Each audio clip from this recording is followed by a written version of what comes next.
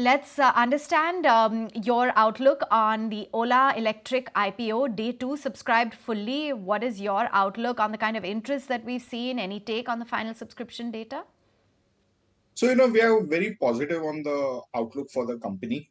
In a crowded market with very large number of incumbent players, they managed to carve out a 40% market share for them in a market which is just started penetrating. Today, the market penetration is about 5.5%.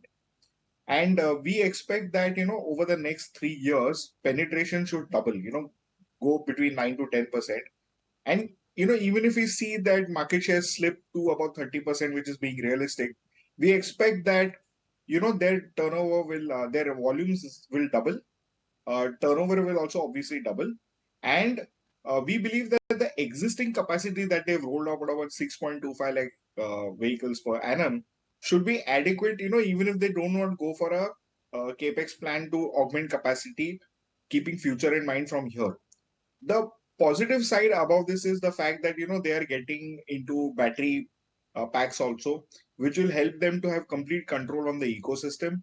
Their margins are going to substantially go up, and the most important part is we see early signs of profitability coming in the post the second half of FY27.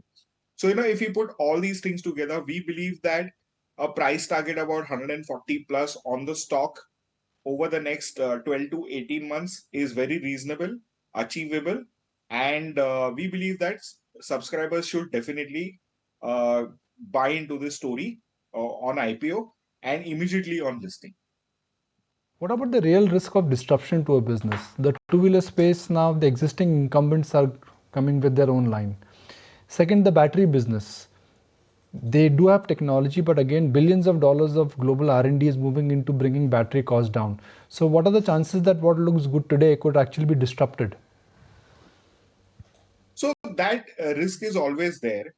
And, so that's a moving target for the company. So they will also be bettering their portfolio and bettering their technology. It's a very technologically and scientifically oriented organization.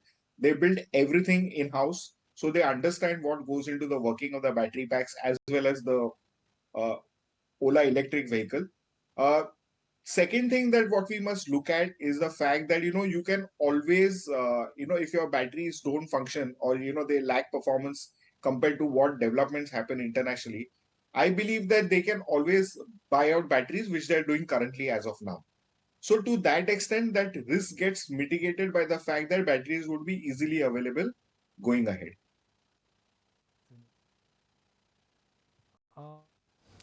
My next question is that what is the benchmark valuation for a business like this? I mean, what is the best way to understand, okay, this is the right way to establish the enterprise value or the market cap of Ola Electric? So, what we've done is we've built out an extensive DCF based model. We've done some forecasting based on how the, ecosystem is expected to cannibalize from the ICE engines. And we've considered that there would be 3 or 4 large players who would have a reasonable market share in the system, and which is the current story today. So, if you see scooters, there are primarily 4 players. There is Bajaj, there is Hero, there is TVS, and one more player if you can add, right? So, keeping this in mind, the incumbents that have come in, we believe that they would have a reasonable amount of market share between all of them.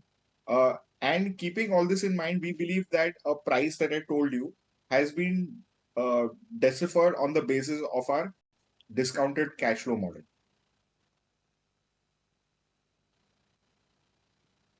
So, what is the outlook then in terms of any concerns, Vineet, that you see from Ola Electric? We spoke about the competitive intensity, but that aside, what do you believe would be the challenges down the line? So challenges down the line as have been put on is always obviously going to be technology and the battery pack, which is the heart of any mobility electric vehicle. That is going to be the key challenge, and sustaining market share in a very, very uh, they are entering a space in which they do not have prior experience, which is the two-wheeler industry.